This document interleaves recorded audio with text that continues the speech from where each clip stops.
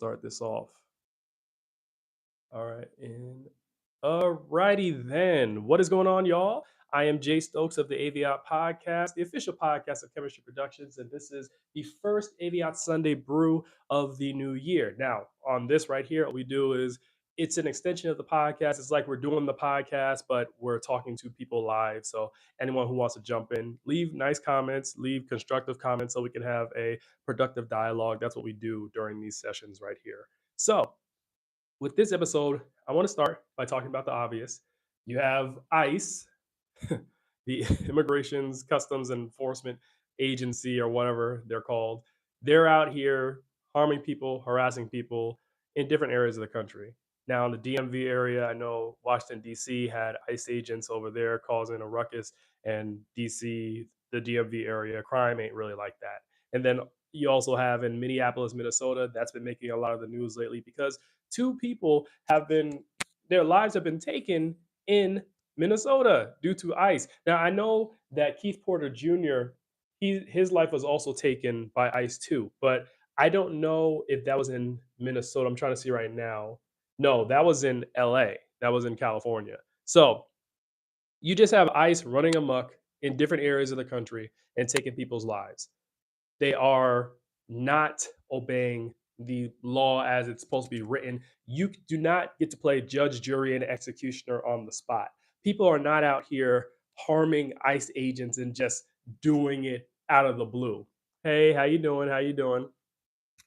They're not just out here harming ICE agents and doing it out of the blue. If anything, people are responding to the violence that ICE is throwing at them, and they are protesting or they might be getting frustrated. We had a situation in which a man by the name of Alex Pretty, I believe his last name is, he was a nurse, a lawful registered firearm owner, and his life was taken in Minneapolis, Minnesota. Now, I believe that there was a situation in which a woman was being harmed by ICE agents, and Alex decided to intervene. And then he ended up having his life taken because the ICE agents say that he had a firearm and was going to harm them. There's been video that's been shown surrounding that incident, and as far as the video is concerned, hey, how you doing? How you doing? As far as the video is concerned, Alex was not out here trying to harm ICE agents. So, Christy Nome, whatever the people affiliated with this current presidential administration are saying, we literally have video, and then you'll have people that are affiliated with MAGA or this current presidential administration who are saying the exact opposite of what the video is saying, and they want us to believe it. Hey, how you doing? How you doing? Nice to see people are watching and joining this live right here. We're starting with talk about ICE, the situation that happened in Minneapolis, Minnesota, with Alex Pretty, the nurse whose life was unfortunately taken by ICE agents. So we had that situation happen. We also had Renee Good. Her life was taken when she was trying to drive away from ICE agents over in Minnesota. Oh, thank you. Thank you for joining the live. Thank you for liking the live. We're talking about serious topics here, though. So if anyone can contribute what they feel about the ICE situation or what's happening in this country regarding ICE agents, just please feel free to share your thoughts. So you have Renee Good's life is taken. You have Alex Pretty's life is taken. You have Keith Porter Jr., whose life was taken over in California. And that story, we cannot allow that to be buried into the mud as well, because he was a black individual. Oh, in the United States. He was a black individual whose life was taken. And I feel that now that you have white individuals whose lives are being taken by these ICE agents, now everybody's up in uproar. And my thing is, black folk, me being part of the black collective, our lives have been taken by law enforcement for the longest in this country. And the only uproar I really saw where multiple different ethnicities, groups were really galvanized and really trying to do something was during COVID, during 2020. And I felt like that was a flash in the pan. That was the popular thing to do. Why was his life taken? Oh, because ICE agents you have people who are not properly trained as ICE agents that are going out here and trying to run around and play law enforcement in America, in these different American cities, in these different states. They are not properly vetted, they're not properly trained. And because of that, people's lives are at risk, people's lives are in danger. And actually, because of this, what's happening, you have the Democrats, the Democrat Party, they are threatening to cause another government shutdown. So at the end of this month, at the end of January, there's a potential for there to be another government shutdown. Last year, we had a government shutdown that happened in October and ran through, I believe, the middle of November. So now you have there's a new, I guess, funding bill that is supposed to be going through. Your grandmother told you about this. What did your grandmother tell you about? Feel free to feel free to let me know. But you have this new legislation. Hey, what's going on? You have this new legislation that needs 60 votes to pass in the chamber in Congress, and so you have a number of Democrats who are not going to vote for this new appropriations measures because they say that they want the funding of the Department of Homeland Security to restrict. They want they will vote against the funding. Sorry, let me get it right. Yeah, I'm trying to like look at the screen and look at y'all at the same time.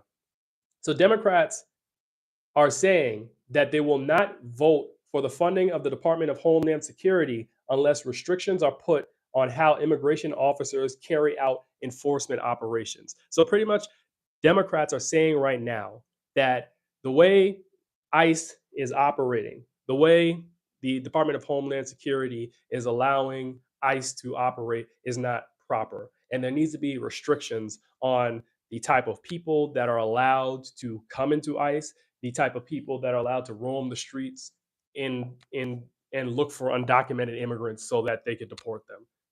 Hey, how you doing, Peanut Buttercup? How you doing? And let me tell y'all something. So when it even comes to the conversation about immigrants in general, we have to understand undocumented immigrants and immigrants that are coming into America, they are less likely to commit crimes as opposed to actual American citizens. Most of the crimes in America is because of American citizens. I know that there's a lot of fear mongering that goes on, but statistically speaking, undocumented immigrants, and obviously people should go through a vetting process to get into any country because you don't want any acts of terrorism or anything, right? However, undocumented immigrants much of the time they're actually helping the American economy because a lot of them are taking on odd jobs that many American citizens don't want to take on, or they're being employed by certain individuals for jobs as well. And so what happens is you so we support law enforcement. What does that mean? And so what happens is these immigrants are actually helping the economy out. What we have found through data, through research, is that as immigrants have children within the United States and with each new generation, those new generations are likelier to start committing crimes. They become Americanized, they become acculturated. And it's actually kind of the American way to commit crimes. Look at how this country was founded in the first place. Look at how America was founded. America was founded by a bunch of folk coming in and taking lands from people who already lived here, right? You had Europeans that came in, took the lands from the Native Americans or the tribal groups that were here, brought in labor, black folk, forced them to work here, and that's how this country comes about, right? People have built on top of that foundation of heartache and genocide, right? So that is the American way, crime. That is the American way. Immigrants that come over here, whether undocumented or not, or legally coming over here. They're coming over here to make a better life for themselves. So a lot of them try to fit in with the status quo. They don't want to make too much noise. They do not want to cause a ruckus because they want themselves and their generations to be able to survive here, thrive here, and move on to the next, I guess, the next great feat. All right. So that's what that is. So let's do away with that fear mongering. Now you have ICE coming into these neighborhoods and they're terrorizing people in their places of worship. And I know there was that whole situation with Don Lemon coming into the church because they found out that a pastor was affiliated with ICE and they came into the church and that was a big deal. But I'm looking at it like, listen, ICE has been coming into places of worship, into schools, and they have been bothering people in these spaces trying to look for undocumented immigrants so they can rip them away from their families, they can put them in detention camps, they can send them into, they can incarcerate them and put them under horrible conditions, right? So that is what's happening. And I personally believe that there is a better way. If the law of the land is that people shouldn't be over here undocumented, I believe there's a better way. Either work to get them American citizenship, or if you're going to deport them, do it in a humane way. Don't do it in a way that's ripping them away from families. Don't do it in a way that is causing harm to them and their loved ones. Also, think about it like this: America has their hands. Like, look at how the president is over here trying to take over Venezuela.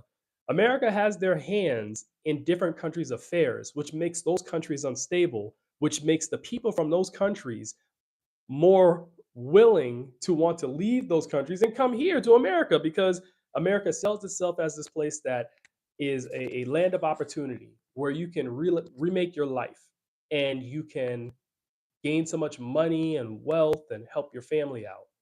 That is what this country preaches over in America. So people from these disenfranchised and harmed countries with less resources, they're coming over here, whether undocumented or legally, because they want a better life, because they want that dream that America is selling them. All right. Now, going back to the ICE agents and how they're terrorizing everything.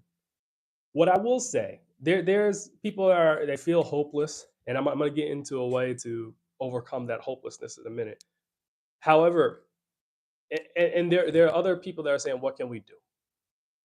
What I will say is, truly, one of the ways to truly combat all of this stuff is to boycott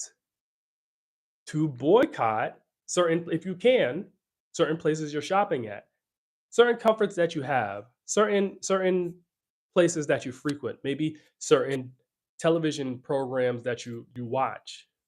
Boycott it. Don't purchase from certain stores. Like, I know there's a Target boycott that's going on right now, and Target's feeling the effects of that. I know there is a large Black collective that is boycotting shopping at Target, and they've been losing a lot of money. I remember when Jimmy Kimmel, when his show was taken off the air because he was beefing with the president of the United States, people stopped they started canceling their Disney Plus subscriptions. They stopped supporting Disney and ABC and different, I guess, affiliates that Disney owned, different subsidiaries that Disney owned. And they felt the heat on that. They felt a big hit on that monetarily. And Jimmy Kimmel's show came back on air. So really, truly, boycotting and making people's wallets hurt, making people's pockets hurt, that is what's necessary in order to get change. When you affect the dollars, then I guarantee you people are going to start circling their wagons and saying, all right, we need to acquiesce to these people's demands. We need to listen to what these people want. Okay. So that is one method. Another thing that I must say is we must continue to have joy. I was looking up this quote today about joy. It said that joy is a form of resistance because it means choosing happiness, cultivating community, and celebrating life. And what happens is when you do this, it's an act of defiance that counters despair, exhaustion, and systems designed to crush spirits, providing fuel for survival, resilience, and continued activism. So, despite everything, yeah, I see. NYLA, S8W40. Yes, boycott like Rosa Parks. Correct. That Montgomery bus boycott, that was very important in terms of those Black people in that area having their voice be heard, because that busing system, they lost a lot of money because Black people weren't riding that bus, and that's how Black people got their demands met in that situation. So yes, boycotting is necessary.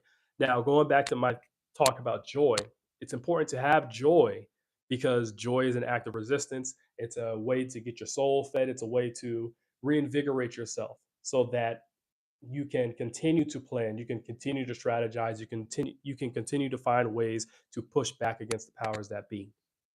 So how I find joy is I'm a really big women's basketball fan. And so I've been watching a lot of this women's basketball league called Unrivaled. Unrivaled's really good. And actually, a player from Unrivaled, Brianna Stewart, We affectionately call her Stewie. She used to play for the Yukon Huskies. I'm from Connecticut, by the way. So people who watch this stream, if you're returning, you know that I have a history of being from Connecticut. Your dog gives you joy. That's great. That's great. That's wonderful. So and continue to pour into that. Like find joy throughout all these hard times. And so, like I said, I watched Unrival, and a player by the name of Brianna Stewart, who we call Stewie, she held a sign today that said "Ice Out." And Brianna Stewart, her wife, I believe, is an immigrant, if I'm not mistaken. Let me double check. Brianna, let me see. I believe her wife is an immigrant, so it hits close to home with her. This ice stuff. Let me see. Wife. Yes, her wife is from Spain. So Brianna Stewart's wife is from Spain, and she's an immigrant. So this ice stuff definitely hits home, hits hit hits hits her hard because it's like there's this big pushback against immigrants, and my wife is an immigrant, so this could be happening to me. My wife could get deported. My wife could be targeted by this current presidential administration and their cronies.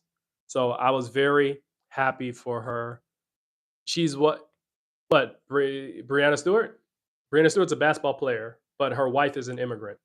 So I believe that it's good for public figures to also speak out because public figures, though I have my whole thing about how we shouldn't be always looking to public figures for the next move. I believe them speaking out because a lot of people look at them as important is good because what happens is you'll have higher powers, maybe certain companies that are more willing to listen to the topics that they are stressing. So I'm happy for Brianna Stewart for speaking out. I know Carl Anthony Towns, who plays for, I believe he plays for the New York Knicks right now. He actually spoke out about the ICE situation and everything that's happening there. I forgot Natisha Heidemann. She also plays for the in the WNBA and she plays for the Unrivaled League. She also spoke out against what's happening with ICE. A lot of people are speaking out, and I've made my video talking about the situation that's happening as well. I'll probably make some subsequent videos as well. So it was nice for Brianna Stewart to hold that sign today before she went to play in the Unrivaled League.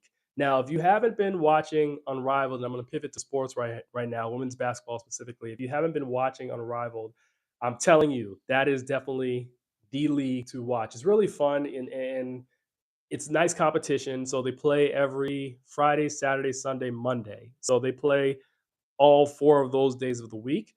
They have some games that are going to be taking place in Philadelphia next weekend, and I'm actually going to that. I can't wait. I cannot wait to see those unrivaled games. It's a really good league. The players are pretty active online. They have different basketball clubs. I believe it's 6 basketball clubs in unrivaled right now. No, 6 or 8. Laces, Rose, Breeze, Hive, Phantom, Vinyl, Lunar Owls. I know I'm forgetting one more. I said Laces, missed. So it's 8 clubs, 8 basketball teams in this league. And so it's really cool. You see the clubs and they have their different admins that interact with fans of the league online on thread specifically. I thoroughly enjoy the league, and I'm very happy my team, the Rolls Basketball Club, won today. That team is made up of players Alicia Gray, Kalia Copper, Shook Sutton, Lexi Hull, Azrae Stevens, and and Shakira Austin. And they finally got a win today. They have been on a 3-game losing streak, and it was tough because they won the championship last season, and I became a fan of the team because Angel Reese was playing on the team last season. She decided not to return to Unrivaled this season, but I'm still riding with the Rose. They had their win today. It's been great. I know the social media admin for Rose Basketball Club has been cutting up online. It's been fun to watch that. And yeah, Unrivaled, it was some good games today. There were other games today played in women's college basketball in the NCAA Division One, and my team, the South Carolina Gamecocks, won over Vanderbilt. Woo, that was rough. That was rough because we lost against Oklahoma last week, and people were praying on our downfall. They said, "Oh, South Carolina, they're not that great of a program. Oh, they're not that good." And that was a terrible game by us. However, I still believed in my program. I still believed in the South Carolina Gamecocks. And what do you know? They came back today and they beat Vanderbilt 103 to 74. That was a statement game. That was definitely a statement game, and I thoroughly enjoyed watching them. I'm going to make an actual video breaking down the key points of the game that I really liked, and I'm going to post that. I've been trying to do more videos with this background right here when I talk about the WNBA and some different topics. The only thing is the editing process takes a little longer for me when I do it like that. Whereas if I do the green screen, it's easier for me to edit videos. But I'm just diversifying. But it's really good to be back this year and to be doing a live again. I'm working on getting the podcast back up. I think I stopped in September of last year. And the reason being because it's hard to operate it on my own. Before I had a team, and my members, they decided to just kind of do their own thing for now. Maybe they'll join back, but it's really just me operating this podcast right now. What I would like to do, I definitely like to get more guests on this year. I have some specific areas that I would like to cover throughout the year. So if you will, definitely follow this podcast. You can find the AVIOT podcast on streaming services everywhere. I know the last episode is old, but I'll do my best to start uploading again going forward. What we do with the podcast, we try to upload every Thursday. And I'm going to try and keep doing that. Just running it by myself has been tough. Also, trying to keep a track of all these different stories that are going out there. Like, even look at how I was talking about how there's going to be a potential government shutdown. I was struggling a little bit to say my points with that because I wanted to make sure I got all my facts straight. So I'll probably make another video that talks about the shutdown in more detail. But as far as we know, because in this new government spending bill or government funding bill that they are allocating certain funds to the Department of Homeland Security. The Democrats want the Department of Homeland Security to change their ways in terms of how they are operating with ICE before they vote to allow those funds to go to the Department of Homeland Security. That's what I'm understanding right now. Let me just make sure. Double checking. What did I do? Yes. Yeah. Yeah. So once again, the Democrats want the Department of Homeland Security to put restrictions on how immigration officers carry out enforcement operations. And if they cannot do that, the Democrats will not be voting for the funding that is allocated for the Department of Homeland Security. So there is that. Last thing on politics I want to mention, we got to go to the head of the snake, the one who was calling the shots and all this, the president of the United States. He is making news again because he's saying that he's not going to be going to the Super Bowl. He made history last year, I believe, as being the first sitting president to attend a Super Bowl, if I'm not mistaken. Yes. And he said he's not going to go to the Super Bowl this year because Bad Bunny is going to be performing, and Bad Bunny does his music in Spanish. But I don't think him nor many people know that Bad Bunny is actually an American citizen because Puerto Rico is a United States territory. Yeah, that it's really something. Oh, and he condemned Green Day too, the rock band Green Day.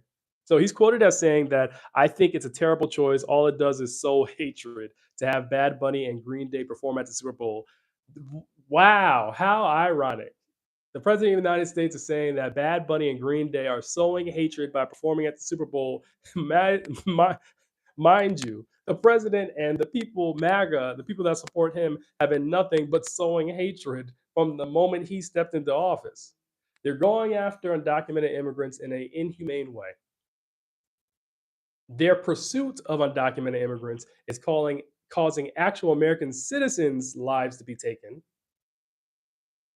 They've done away with DEI, and DEI is not synonymous with black. DEI is needed in order for this country to properly run well. they've been removing different aspects of Black history from websites, but yet Green Day and Bad Bunny performing at the Super Bowl is sowing hate. Okay.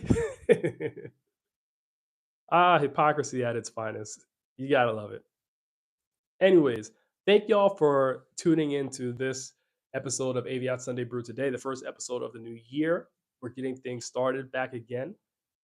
Subsequent episodes of AVIOT Sunday Brew, we'll make sure we have more topics. Hopefully, I'll do it earlier in the day so I can get more of a response from the audience that is tuning in. I thank y'all who commented on this video right here, and we hope to see you next time. But we usually end the podcast, the Sunday Brew, by saying what's brewing for us in this coming week. So what's brewing for me is I will be trying to make more of the videos where I'm sitting in this chair right here and talking to you all about certain topics. That's definitely something for me. I had an article that I've been working on since last year, and I haven't finished it yet. It's talking about immigration, so I'll be working more on that article too. And what's brewing for me is to actually get a podcast episode out on streaming services. All right, so look forward to that, and we will see you next time.